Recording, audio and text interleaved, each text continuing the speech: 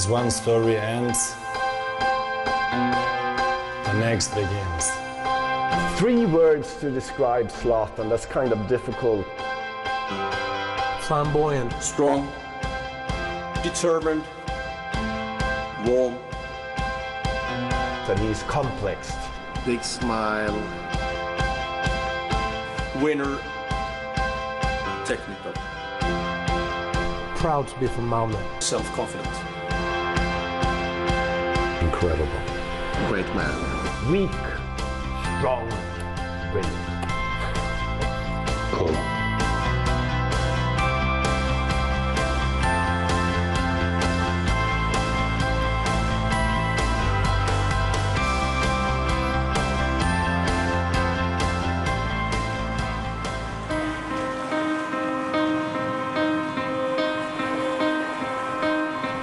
Malmö, the third largest metropolis in Sweden, vibrant and cosmopolitan, with an economy that's regenerated in recent times.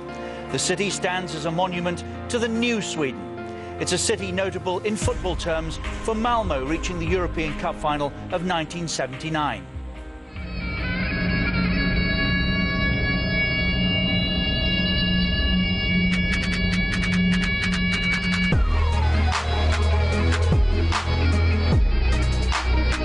Within Malmö lies Rosengård. This area has a million stories to tell, but one in particular stands out.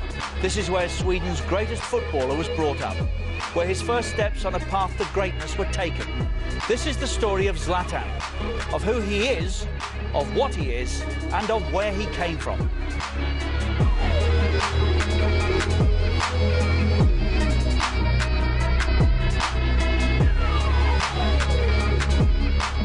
Rosengård is one of the underprivileged areas with a lot of different problems. There are high unemployment, there is a big diversity when it comes to nationalities, and many of the people living there are foreign born. So of course it's one of the city districts that you can read about in the media with all the problems. And of course also in that way the story of Ibrahimovic is the contrasting the other media stories around Rosengård. Rosengård it's one of the poorest areas in Malmö and in Sweden, and it's got a very high level of immigrants living there, and very high rates of unemployment also. So I mean, socially it's one of the hardest or most complicated areas to live in. There's several different parts of Rosengård. And the part where he came from is not the worst one by far, but still it's bad enough if you have a low social status and maybe no education. Zlatan himself has not much of an education, so he makes his success through his skills with his feet and his talent for seeing what the game should be like. Här var jag bor nu just nu, det är hur trevligt som helst. Jag stormtrivs här faktiskt. Alla känner alla här. När man går på gatan kan man bara stanna till vid någon, kvittar hur gammal hon eller han är. Så snackar man med den personen. Till exempel jag kan gå ut på balkongen och kasta ner en 20-lapp till en av småungarna, gå och handla mjölk. Springer de iväg och handlar mjölk, kommer tillbaka. Så det är på många sätt man kan förklara varför man trivs med. I think in every city there is a environment who is not so good at each other, but there are quite a lot of areas in Rosengård which is really good and really good people and so on. So you shouldn't mark it, I think, as a bad environment. Maybe Rosengård is not a ghetto but it's certainly near something like that. And he lived outside Sweden. He lived in the middle of Malmö, but he was 19 years when he first watched Swedish telly for the first time. He didn't know anything about the traditional Swedes. He lived in a very tough neighborhood. You know, later he met guys who said, nice to meet you and things like that. But in the words Zlatan grew up, you have to show, no, look at me, hey, you know, you have to be tough. And that was, I think, his first lesson. To survive, you have to be tough. He lived first with his mother, with his 5 siblings, and his mother was a cleaning lady, and sometimes he hit him with his wooden spoon, and sometimes his mother hit him so hard that this wooden stone broke, and then he had to go buy another one, as it was his fault that and then the mother, because of certain circumstances, lost custody over him. He moved to his father. När kommer mamma, sa du? Jag vet inte. Du ringde till hennes mobil. He loved his father, he loves his mother as well, but back in those days his father was sort of traumatized over the Balkan War. He was drinking heavily, and I think he didn't even see Zlatan. He was just sitting there at the telly, you know, seeing the latest news about the war, and were drinking. So Zlatan was out all day, nicking bicycles, and you know, he was a little thief back then. He is a good bike stealer. He was. When he was young, he stole some bikers and he makes with him. Not that with me, with he used to run good from the cops when he stole bikes, and you know. He was a very fast guy. Yes. Yeah, he must trust on himself, and he learned that from Rosengård, because all the people here in this place trust about themselves, and after that others can do something in the future. He's very important to us because we look after him. He is a good player. Maybe we can say a lot of people in Rosengård, there's Alaska, love Zlatan because he is a special player. When he was asked about the travel he did from this this problematic Rosengård to buying one of the big villas down by the sea, he was asked what did that travel mean to him. He looked into the camera and he said that Zlatan may leave Rosengård, but Rosengård never leaves Zlatan.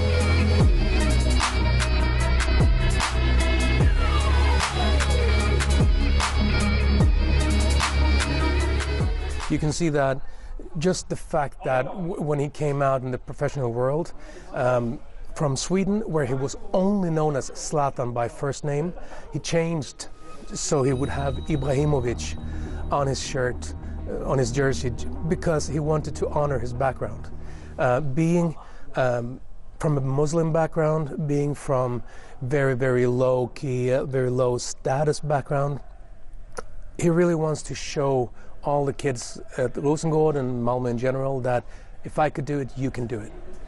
Football in this city and in many other cities, I mean, the people who makes it the best careers are the people who come from kind of tough backgrounds. They have to fight a lot. And also I think in his case, he got kicked out of his house a lot. And outside his building there was a pitch. And of course he spent most of the time there. So if he was from a safer family where he could stay at home and watch TV, maybe he wouldn't be out of the pitch so much. So I mean, I think that is a really, I mean, you've been to Rosengård and you see it's actually there's a lot of spaces for young people, especially if you like to play football. It was not easy for him, as I understand it. I mean, obviously you should ask him, but I mean, as we understand it, he had to fight for himself, and it was not that easy neighborhood to be raised in, and that made him fight, and he used the talent he had, I think, and that's what made him the great star he is. I'd say that coming from Rosengård, one of the things you really need is street wisdom. Because that is what enables you to be someone there. And if you want to make a social network where you can grow, either if it's sports or it's a business or whatever, you need to have that. And in the tougher parts, you're taught the hard way. And I would say that Zlatan he's no angel, he's no saint.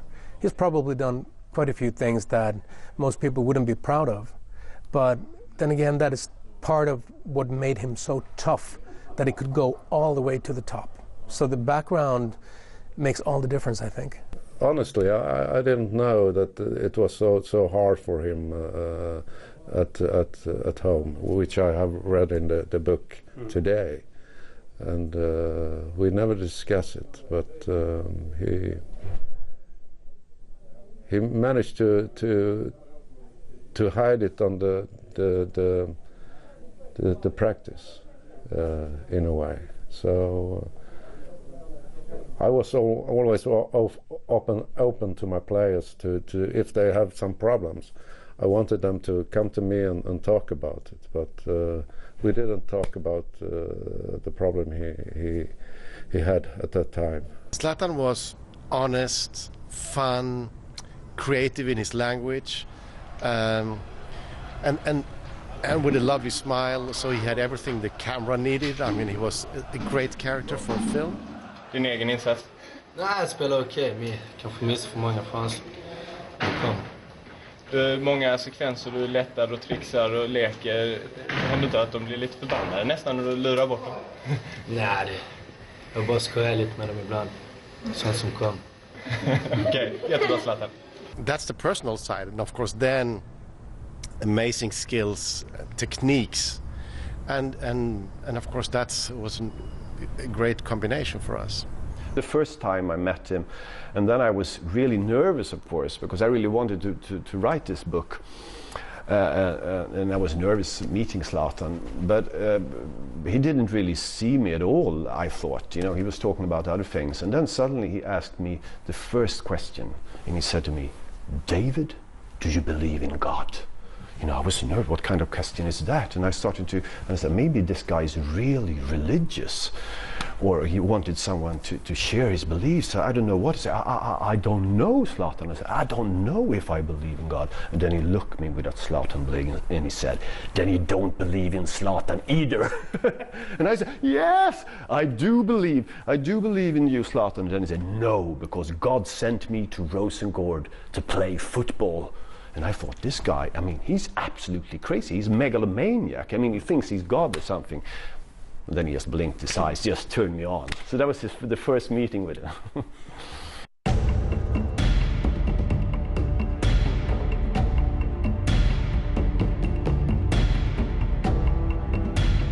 His father and mother didn't have any money, you know, he didn't have this nice clothes. He has been talking and writing a lot about coming to the richer areas because he went to a school where there were rich kids and he couldn't buy the same clothes as them. He didn't have the new shoes. His colleagues in the Malmö FF, they have this, you know, football shoes cost 2,000 with kangaroo shin. I mean, he's bought his shoes for 59 crowns, you know, in this food store.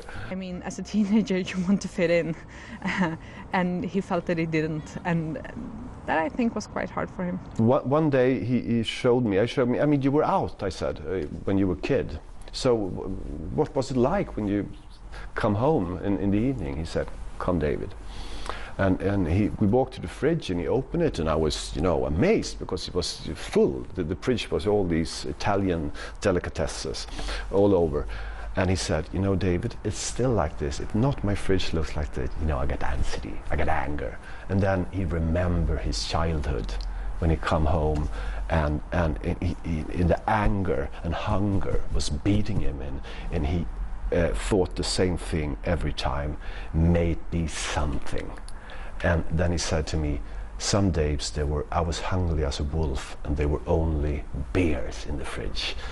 And that, David, is a pain in that I will never forget. He felt poor and he felt different in a way that can be really hard for a teenager. In the early childhood, I mean, nobody ever noticed him. I mean, his mother was, you know, occupied with his work and all his other brothers and sisters, and his father with the war.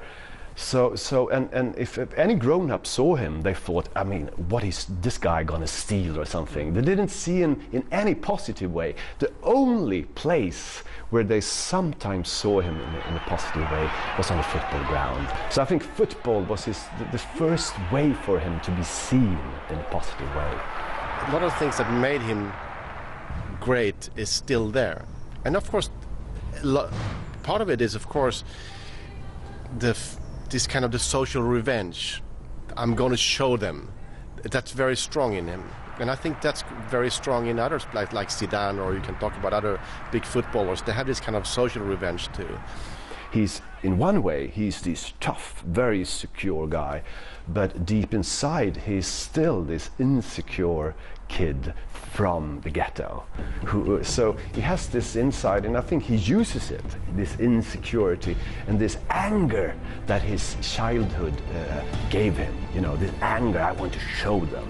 They think that I'm just this little, you know, immigrant kid, but one day I will show them.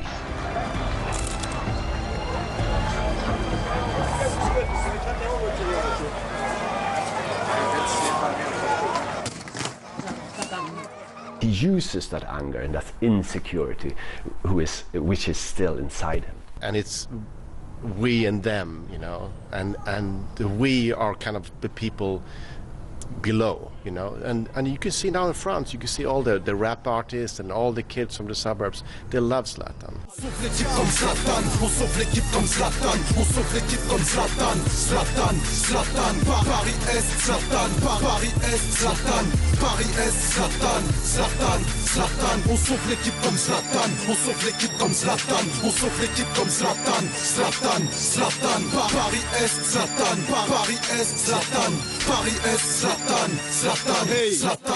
And I think that's really interesting because it's exactly the same feeling here in Sweden.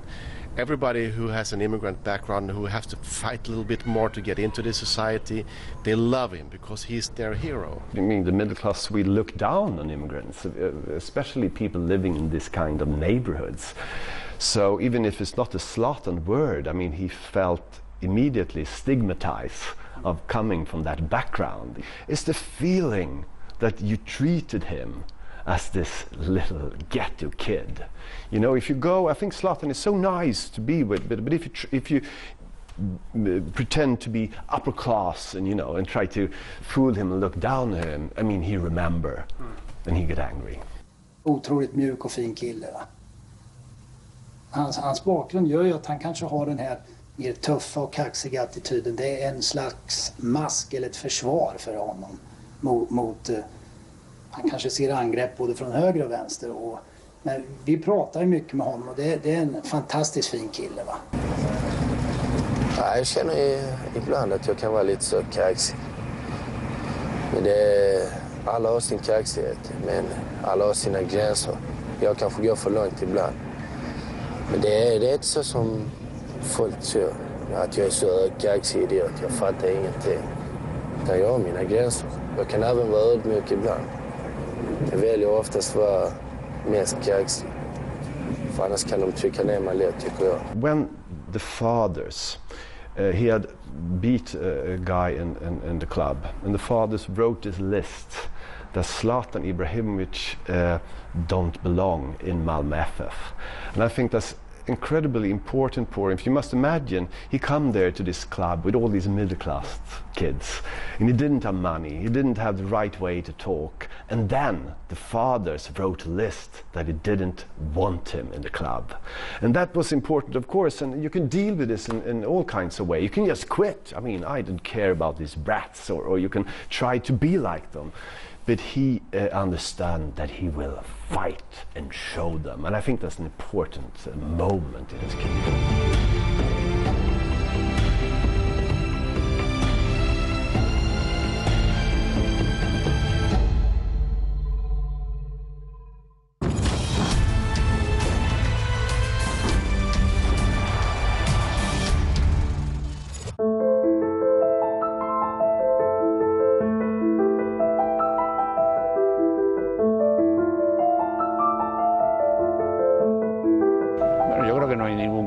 Para ninguna receta que sirva para todos. Yo creo que eso, pues como en todo en la vida, cada entrenador o cada persona que recibe este éxito, que participa de este éxito, pues muchas veces pues depende de su propio carácter, de su forma de ser. Cada uno lo vemos de una forma, su formación, su experiencia, pues todo eso que marca a cada uno de nosotros, claro. Bueno, pues un sentimiento de que nuestro fútbol, el fútbol español, había salido reforzado de cara a la sociedad española, que la consideración que que se tenía del fútbol pues había aumentado y había una corriente de simpatía en todo el mundo, en toda la gente, en toda la sociedad nuestra, que era muy importante. Y al mismo tiempo, pues que, no sé si modestamente, también sirvió como un buen ejemplo de unos jugadores que de cara a nuestros jóvenes y con, pues, yo creo que le ha servido como ejemplo para todos ellos. Y entonces para nosotros, los que llevamos tantos años alrededor de este deporte, pues era un sentimiento de orgullo, de haber hecho algo importante.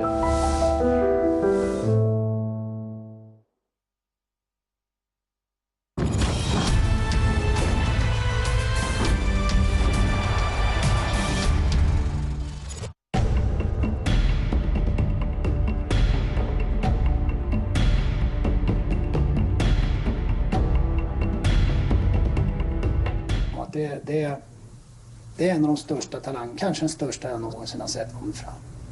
Han har egentligen allt. He wasn't stand out at that time so much, and he came to Malmö when he was 12, I think, and I was the coach for the under-16 team, and so you work with your players, and then okay, someone could tell you about the player, but I didn't heard about him or have seen him before I got him at the team. I think he was not ready by then. He was not a fantastic talent at very early age. He grew from 15, 16 to 18, 19 very, very fast. And there were actually a few talents that were considered to be better than him in the early days. But 18, 19, he really turned out to be a super talent, and then nothing could stop him. And his mindset was there from very early on, I would say. Jag gillar till exempel dribbla, det vet ju hela Sverige. Jag gillar dribbla. Så ibland istället för att passa dribblar jag. Så visst kan en lagkamrat bli sur, men det är sånt som händer. Det är inget. Utan det är rätt kul. För att man ska vara kul. Och rätt kul är det långt att spela egentligen. My thoughts about young player is that they are not finished. Like they must work with everything. But he was exceptional technical player, so that I couldn't teach because he was so good at the technical skills. Zlatan was a good player, but not so physical. But he's a fantastic technical. Okay, what's your style of play? Technical. Technical, because you're very big. Yeah, but I have very technical feet.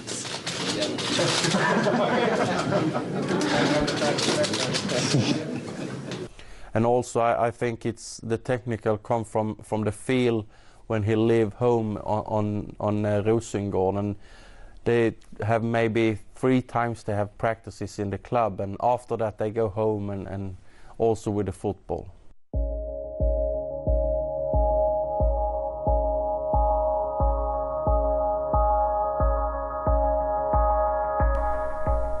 His life was number 1 football, number 2 perhaps school.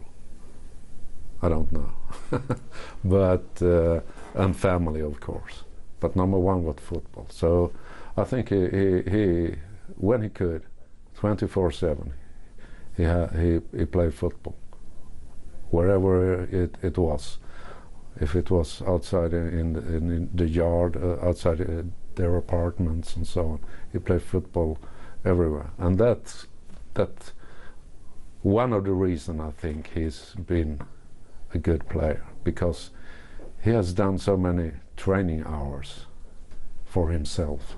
Then he became so good as he is. He loved football, the best friend in the world. When I think from he was born in 81 and to today it's a family, and the boys in the family and his wife, and after that it's the football.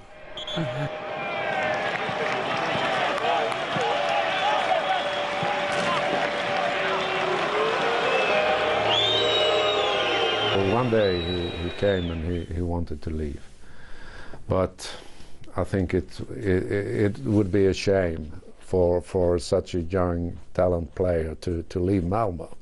It has been it was been fault for me as a coach to say to him, okay, leave. So I took my amateur psychology and talked to him. Ola and my second coach took the practice that time, and we stood at the field and talked for 1 hour, 1.5 about why and and so on. So next day he was at the training. I think we have a respect for each other, and I could tell him it's not good to do that or that, and he respect that, and I also respect him because he could tell me why should I do that, and I want to do that. I find it better to do it like this way, and okay, do it that way, and we see what's happened. He's always liked strong, authoritative men, and he was, of course, brought up in an area where men were supposed to be authority, so. But it's important for him. He likes authoritative, strong men, but to have to see him, And he said, I want to be a strong leader myself, but I want to understand that players have to be different, and they must be allowed to be different. Is that where it went wrong with Guardiola? Yeah. He wanted all the players treated the same? Yes. And there was a different word for him.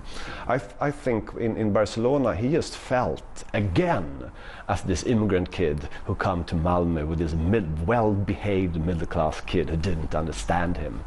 And I think there was the same story all over. And Guardiola didn't understand him, and he couldn't really cope with that kind of character.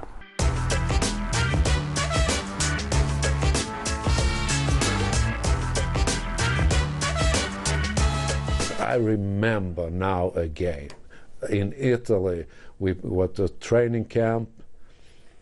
We played Verona at that time, and they come with a under 17, I think, and we were under 16, and we played so well that game. In the first half, I think I played this player Tony Flyger, and in the second half I played Zlatan.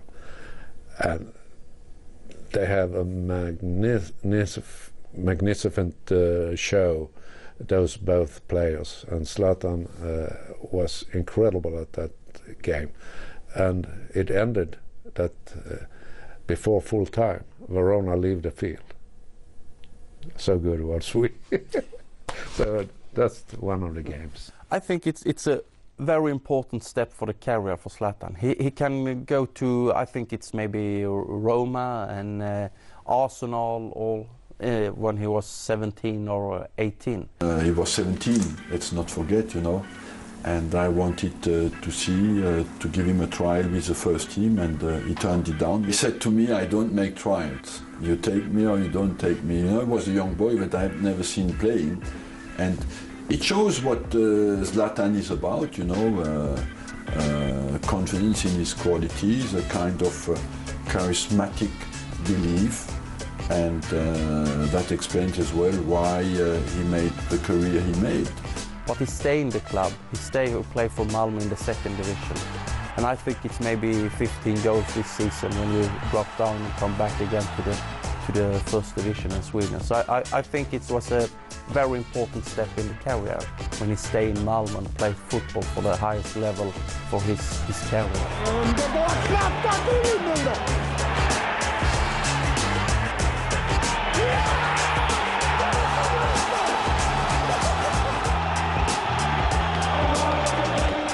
Young players, they don't set up different goals for them. They are already at the big clubs and so on. So, but I think Zlatan has always have some goals for him in the future, and step by step taken them. Yeah, he was a very good player. That was his first real season. We played second division. I mean, one of the few years we ever did it, and he was, of course, he was not one of the stable, established players in that sense, but he could really make a difference in that league, of course. He go up to the first division, and also we drop down, and we come back again with a senior team, the first team here in Malmö. And everybody talking about Zlatan in Malmö. I remember his first game here at home when he scored twice, and we did 2-0 against one of the top teams from Stockholm. That was really one of the memories from his career here. So happy after the game and confirmed to me and Johnny and talking about the game. It's a fantastic story when we was 13 years old and we have see him all the way up to the success story with Malmö. Jag har fått ett antal, kan jag säga, samtal om honom, och det är inte 1, 2 eller 3, det är många alltså. Ja, i stort sett alla länder. Kan vara agenter, det kan vara talangscouter och så, men de har fått samma svar allihopa, och han är inte till salu. Jag har ju tagit det här jobbet för jag vill försöka att lyckas med det här nu. Att vi ska gå upp i allsvenskan. Då kan man inte, även om det kommer massor med miljoner och erbjuds en spelare, inte nu. Aldrig. We knew we couldn't keep him, so it was not a big issue for us. And of course, we needed the money as well, I think. So it was a good deal for all parties there.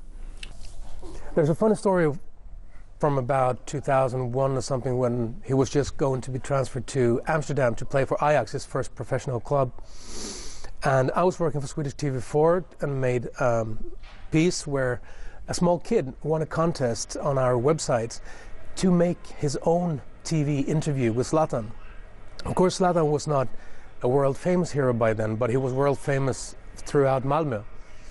And this small kid sees Zlatan coming out, Zlatan sees him, and Zlatan is so respectful to this kid. He says, "Hello, I'm Zlatan, how are you doing?" They sit down in front of the cameras, and the kid's first question is not, "How can you be such a good player?" that you would think from a kid 6 years old. Instead he says, "Why do you get so many red and yellow cards?"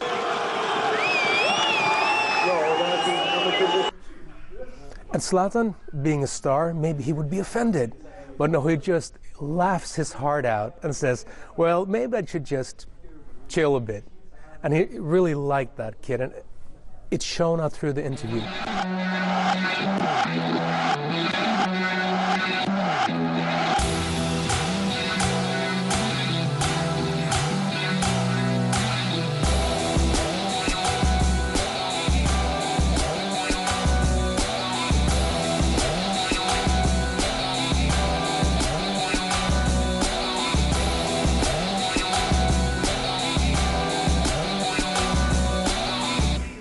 Ronaldo was his idol from, I remember we were at Milan.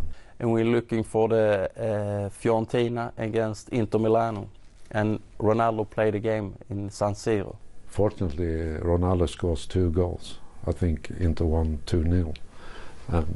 And that was happiness for Zlatan to see his idol scoring 2 goals. And he said to Johnny, "Johnny, I will play on this stadium." And he says, "I'm going to be here one day."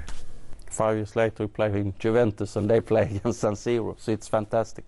He wanted to be better and better, and that's one of the keys to his success, I think. He's always have goals, and that's good. I think it's a success story with Zlatan, his ambitions. He come to when we have some. It's important to say it's very good in school, but he's said to I go from the school and I will play football now, and he also I will be the best player in the world. Zlatan är ju ett, man ska inte säga närheten av problembarn, men han har en kaxig attityd, och samtidigt så vi får acceptera lite av hans förhållande kanske. Men samtidigt så börjar han väl komma in i det här att han ska hitta sin plats i laget här. Han är liksom inte stjärnan än. Han tror att han är det. Men om man förstår att han tror det ibland, i och med som tv, tidningar, fans, haussar upp. Det kvittar, han kan stå och hålla bollen i luften och ute vid hörnflaggan, så är han ju ny Maradona. Vi är 10 andra på plan som kan gå ut och hålla den i luften vid hörnflaggan. I think he was before he really delivered all the results and all the fantastic things on the pitch. I think he tried to use his confidence and to some extent he was above and considered him to be above the other people around him. And I think to some extent that is disturbing some people, especially in a society like the Swedish one, where you're supposed to be very even to everybody, and it's a very in that specific mindset that we have here, I think. Han är jävligt egoistisk också. Det finns ju massor med lägen när vi springer oss fria där Zlatan helt enkelt inte ser det. Där en enkel passning skulle innebära en jättemålchans. Men att han är egoistisk betyder också att han vågar göra de här lite farligare grejerna. Vilket han misslyckas med ibland, men när han lyckas då kan det hända vad som helst. Då kan han göra mål från ingenting. Muhammad Ali was the love of his father. You know, when they had this good time together, they were certainly not watching Swedish telly. They were watching old videos of Muhammad Ali and George Foreman and all things. I'm young, I'm handsome, I'm fast, I'm pretty, and can't possibly be beat. And I think he immediately loved that attitude. You know, the Muhammad Ali attitude is absolutely opposite to the traditional Swedish attitude. We have to be humble, you know, and don't say, but Muhammad Ali was just coming here and say, I'm the greatest. I will be the youngest heavyweight champion in history. Zlatan thought that was something that spoke to him.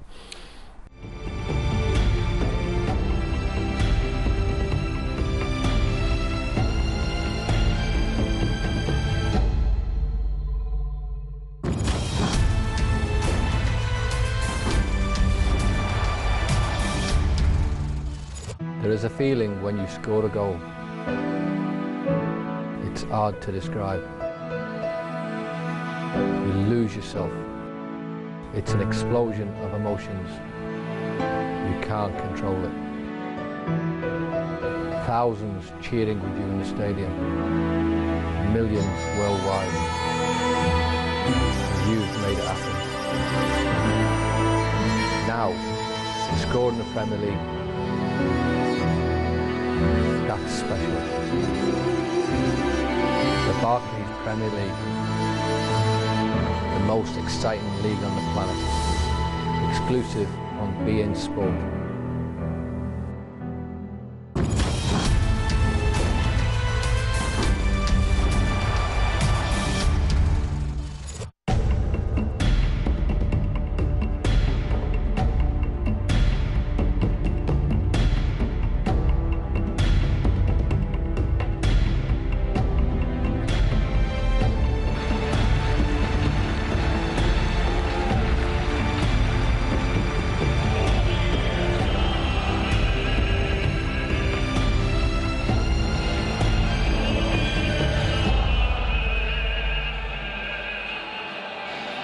Jag har bestämt mig för en grej, att jag ska ha en Diablo, en bil, Diablo. Det är en Lamborghini. Det är, om jag blir proffs är det ett måste att jag ska ha den. En lila Diablo. Lila, glänsig metallic. Det är ändå en dröm. Så ska det stå på registreringsskylten. Toys, leksak. På engelska. I remember when we flew to Amsterdam when he signed his contract with Ajax. And we flew out and flew back together, and we went with him when he checked to find his new house, or he got his new sponsored cars, and you know, he could have whatever he wanted. And then on the plane back, he showed me he had five Ajax t-shirts or shirts, and he got them for free. And he was sitting in the plane counting, oh, this must be shirts for like 5,000 crowns. You know, he was still amazed by that he got for free something worth, you know, which is now not even 2 seconds of blinking his eyes on the pitch, you know. But at that moment, he was still in this moment of shifting identity from being a very poor boy to being someone, you know, who's rich forever. It's kind of a very interesting moment. Det känns konstigt när jag får bara komma in och välja. Vad vill du ha det? Man får vänja sig. Of course, it means, from a kid from that upbringing, it means a lot. It means that he has succeeded in life. But I think it's more that we value him as a great player. I think it's important for him that there's not other people who earn money on him. He wants to be paid as much as he's worth, and I think that's important for him. He's a guy of competition, and when you compete about everything. So of course, then the competition is to earn most and make the most money. It's not because of what he wants to use the money for something. It's just because it's fun to be better paid than other players and make more money. It's kind of a stupid, boyish competition, not so interesting, I think, but it's normal. And I also think that he feels that a lot of people tries to make money out of him, and then he said, okay, if you want to make money, I want to make money. So that's the fight he's in.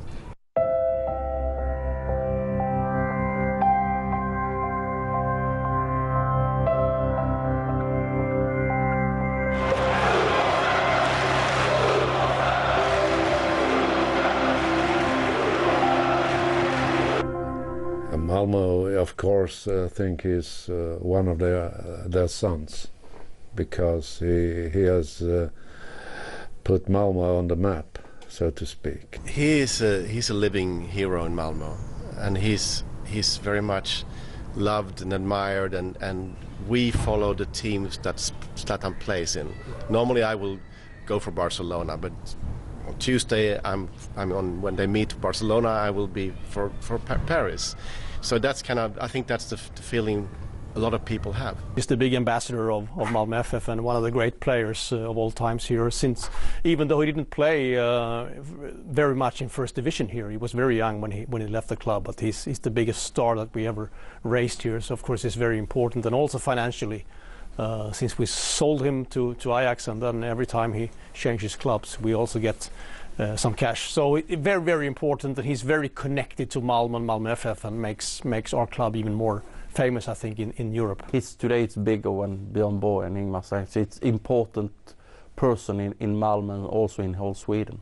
We live in a time when a lot of discussions are around city branding and city marketing and so on. If you're not seen, you doesn't exist today. So of course a city that can link to a brand, because Zlatan Ibrahimovic is really a brand, is good value for that. And also I know that the travel agencies in Sweden could see that when he moves, they can see a bigger interest for going from Milan through the years there. Today you make a city trip to Paris and you link it to looking at football. So of course it's a value. I think he recognizes obviously that this is where he's coming from. This is his own neighborhood. He seems to always would like to return here. He bought this big house here. He has his family here, his roots here. So I think it's important to him. However, of course, now he's a global person, traveling everywhere and living everywhere in many places. But I think he will always come back to Malmö. I mean, Zlatan is the biggest icon we ever had in Sweden. I mean, Zlatan is so what Sweden thinks. I mean, there's a lot of people who admire him, love him, live for him, and then of course there's the people who hates him.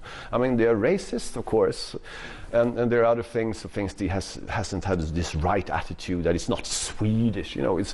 But he concerns us, you know. We never. I mean, even if you compare to Björn Borg or so, you never have such a big star in Sweden.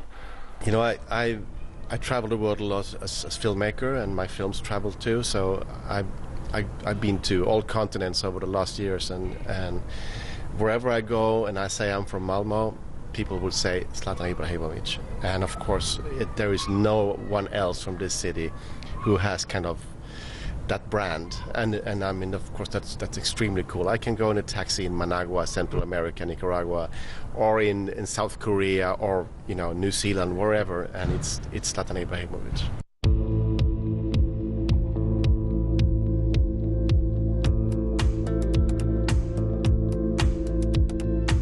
Zlatan has become part of the Malmö identity. Malmö has itself come from a hard situation. It used to be a working man's city. Now it has gone through a hard transformation to become a service city, and advanced in education and everything. And having been able to transform is something of what Zlatan has done as well. I mean, we come from Malmö, we can be stars. That's part of the Zlatan heritage, I would say. If you're interested in football and you're young in Malmö, you know about Zlatan Court. It's a significant mark because it also shows that Zlatan Ibrahimovic is a part of Malmö, but it's also part of the identity of Rosengård.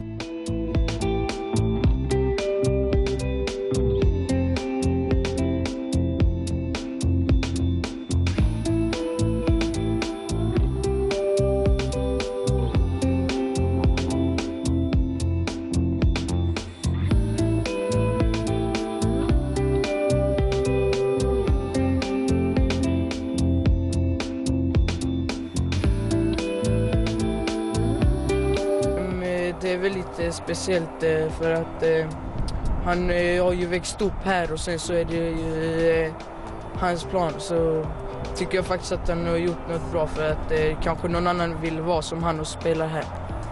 Så jag tycker det är faktiskt speciellt. Jag vill bli som Zlatan för att han kan spela och har gjort bicicleta i över 20 meter. För att han skjuter bra, han kan göra bra så bicicleta och sånt. Och vi gillar han för att han spelar för vårt landslag. Zlatan is your hero? Yes, ja. Why? Han är bra, han har bra taktik, bra bollkontroll och ja. För att han spelar bra, han har bra kontroll, han skjuter i mål bra, han dribblar bra. Så.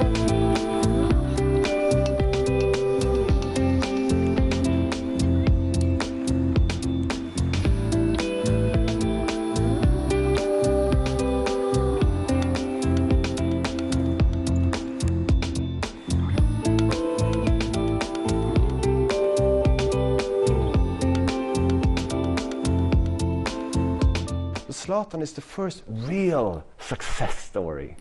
So he shows us the new Sweden, new Sweden rising. For many kids, he is a role model in that way. That shows that if you really want something, you can do it. And the travel that he's done in sports and in his social position is, of course, a long travel. He's got great importance also for my generation who, I mean, we all grew up in a mixed Sweden with lots of different cultures, and he's been like, I mean, the front person of this generation.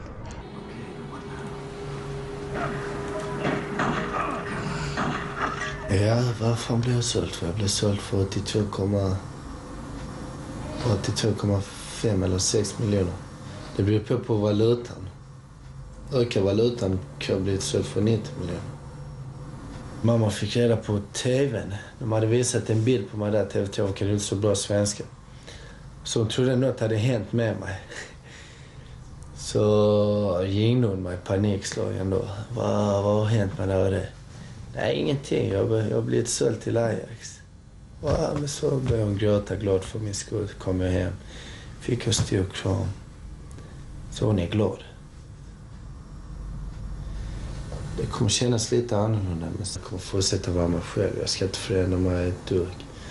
Utan det gäller bara då att vara försiktig med den ekonomiska biten. Men min personlighet och det ska vara som vanligt. I recognize him, but I also see a very different person, of course. He's grown a lot. He's very interested in things around him. He's a grown-up and very established person. He has experienced a lot over these 10, 11 years since he left here. And of course, I see the boy in him when I meet him, but I also see a grown-up man with a family and taking all responsibility for the environment where he's working and where he's living. So it's both yes and no, but I recognize him still, I think. If you go out in Malmö and see youngsters, 8, 10 or whatever, playing football somewhere at the grass or something like that, and you ask them, who are you? I'm Zlatan. always. There are also, of course, another side of that story that I mean, the children in this area, Rosengård, that teachers who are working with them are saying that they are not really working as hard in school because everybody wants to be like Zlatan instead of working in school. So, I mean, there is a backside of the story also. How do you think your book has changed perceptions of him? Maybe abroad as much as... No, it changed. I think we don't remember now because, of course, he has more enemies before the book because people didn't understand him. But now, when they read about his childhood and understand how difficult he has, they understand him more. And I've heard so much. I used to hate Zlatan, but then I read the book and now I love him. But the most important thing for me and for Zlatan is that all these kids who never ever read a book, who thought that books was the kind of most nerdiest thing, you know, they never went near a bookstore or a library, they are now reading. And that's beautiful, because in Sweden, as all over, we have a problem with these kids from this suburb. They don't read at all. The language is so poor. But now they start reading. So Zlatan, I sometimes say that absolutely remember Zlatan for all his fantastic goals and things he did on the plains. But maybe you should most of all remember Zlatan, for he was the guy who made Sweden to read. It's the same Zlatan. It's a warm guy, and it's also interesting, and also have many questions.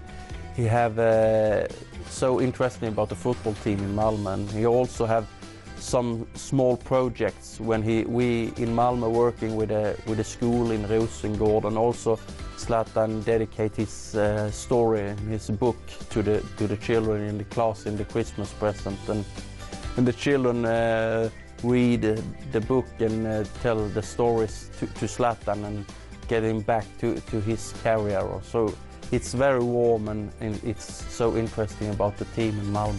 I think it's beautiful because I lecture a lot, and I see all these kids from the suburbs, and I see that Zlatan means hope for them. Because of course they grow up and they think, no, there's no way for us to get into Swedish society. But then they see, but Zlatan did. I can see he really means hope. It's possible, it's possible, and that's beautiful. Zlatan Ibrahimovic, truly an icon in Sweden and beyond. Once again, he's a champion with PSG now, the 6th club he's won a league title with. He continues to prove that wherever you come from, you can succeed. He is Zlatan.